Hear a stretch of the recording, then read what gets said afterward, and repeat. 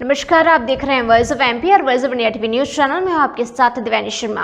प्रदेश कांग्रेस अध्यक्ष जीतू पटवारी मंगलवार को मंदसौर पहुंचे। उन्होंने यहां 17 मई को मल्हारगढ़ के बूढ़ा में प्रदर्शन के दौरान घायल हुए संजित के ब्लॉक कांग्रेस अध्यक्ष ईश्वर लाल ठाकर से अस्पताल में मुलाकात की। बता दें कि पटवारी ने यहां उप मुख्यमंत्री जगदीश देवड़ा पर निशाना साधा। उन्होंने कहा, देवड़ा जी प्रदेश के डिप्टी सीएम नहीं, डोडा चूरा मंत्री हैं।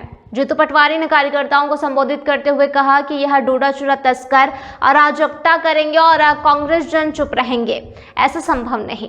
और फिर इनको याद होना चाहिए कि एक कार्यकर्ता प्रदेश कांग्रेस का अध्यक्ष है। विजय शाह का इस्तीफा होना था, विजय शाह को बर्खास्त करना था। नरेंद्र मोदी सेना के शौर्य की बात करते हैं, देश की एकजुटता की बात करते हैं, लेकिन जगदीश देवड़ा और विजय शाह पर मौन रहते हैं। प्रदेश अध्यक्ष ने कहा कि जगदीश देवड़ा कहते हैं कि देश की सेना, देश के नागरिक नरेंद्र मोदी के चरणों में नतमस्तक है। जब हम इसका प्रतीकात्मक करेंगे तो देवड़ा जी आप डोडा चूरा तस्करों से हम पर हमला करवाएंगे। उन्होंने आगे कहा कि देश हमारे लिए सर्वप्रथम है। देश की जनता ने मैंडेट दिया है हमें विपक्ष की भूमिका निभाने का। कांग्रेस जन ये भाषण देख के चुप बैठा रहे घर में, देश का नागरिक बैठा रहे कि देश की सेना सर्वप्रथम है, देश की भारत माता का मस्तक सर्वप्रथम है। और देवड़ा जी कहते हैं कि देश की सेना, देश का नागरिक, देश का एक एक व्यक्ति नरेंद्र मोदी के चरणों में है और हम चुप रहेंगे। और फिर जब हम इसका प्रतिकार करेंगे तो आदरणीय देवड़ा जी आप डोडा चूरा के तस्करों पे हम पर हमला करवाएंगे। मैं अनुरोध करना चाहता हूं देवड़ा जी आपसे कि आपका पुतला नहीं जला रहे थे कांग्रेस जन, ये तो दो कांग्रेस के लड़ लिए, तो जनता ने आपका पुतला जला दिया था। सही है कि गलत? मैं अनुरोध करना चाहता हूं बहुत विनम्रता से, कांग्रेस के परिवारजनों से संदेश पूरे प्रदेश में एक प्रार्थना है मेरी जो जाएगी मंदसौर से कि देश हमारे लिए सर्वप्रथम है। देश की और प्रदेश की जनता ने मैंडेट दिया हमें विपक्ष की भूमिका निभाने का। बीजेपी को देश की सत्ता में रहकर सेवा करने का एक तरह से मैंडेट दिया है। हमारा दायित्व हम निभाएंगे।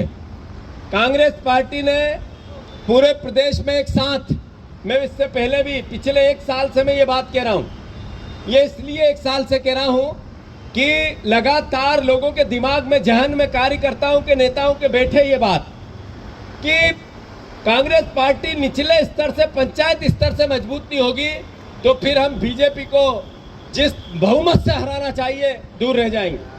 अभी चुनाव का साल नहीं है, 3.5 साल है, पर अगर हम आखिरी साल चुनाव लड़ेंगे तो फिर हम अपनी नैया पार नहीं कर पाएंगे। इसलिए 3.5 साल चुप नहीं बैठना है।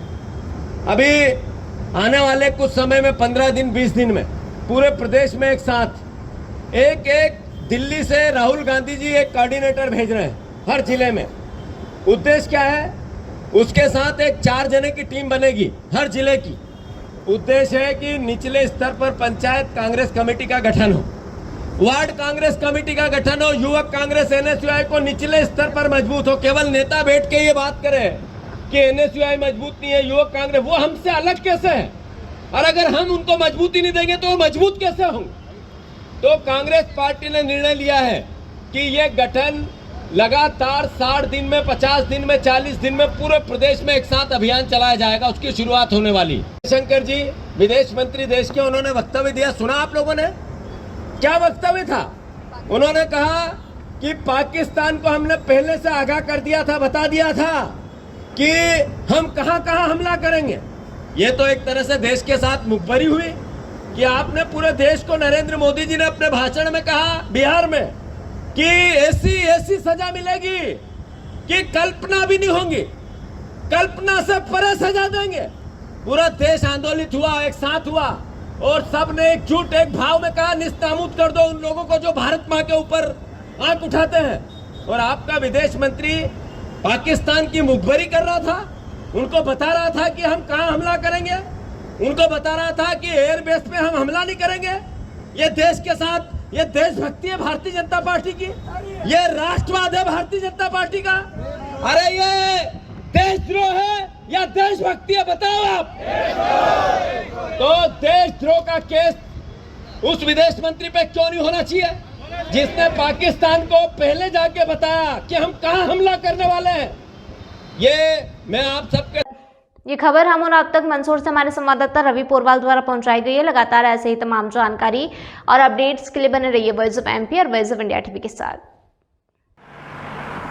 जयराम जी, किशन काका, राम राम भाई, राम राम। क्या दोनों भाई बैठ के क्या हिसाब लगा रहे हो? ऊटी लहसुन के भाव आ गए क्या? अरे नहीं रे दादा, ये अपना रमेश नया मकान बनाने के लिए लोन ले रहा है। हिसाब किया तो पता चला कि लोन का पैसा तो ईंट और रेती में ही पूरा हो जाएगा।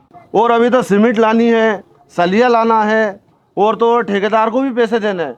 मेरे तो कुछ समझ में ही नहीं आ रहा कि कैसे बनेगा मेरा नया मकान। अरे किशन काका, कहाँ इन रेत सीमेंट और लाल ईंटों के चक्कर में पड़ रहे हो? मेरी बात मानो तो अपने घर को बाबजी एएसी ब्लॉक से बनवाओ। इसमें ना सीमेंट और रेत की जरूरत होती है, ना ही तराई करने की झंझट। और लाल ईंटों के मुकाबले आपका मकान काफी तेजी से बनकर तैयार हो जाएगा। इससे आपके पैसे तो बचेंगे ही, साथ ही मजबूती ऐसी कि सालों साल देखने की जरूरत नहीं। और इससे आप अपना मकान ही नहीं, कुएं और खेत की बाउंड्री वॉल भी बनवा सकते हो, जिससे रोजड़ों की समस्या भी खत्म हो जाएगी। वाह भाई, ये तो कमाल की चीज है। फिर तो मैं अपना घर बाबजी ब्लॉक से ही बनवाऊंगा। और मैं अपने खेत की बाउंड्री वाल। ज्यादा जानकारी के लिए स्क्रीन पर दिए गए नंबर पर अभी कॉल करें। बाबजी एएसी ब्लॉक्स, स्टील से मजबूती।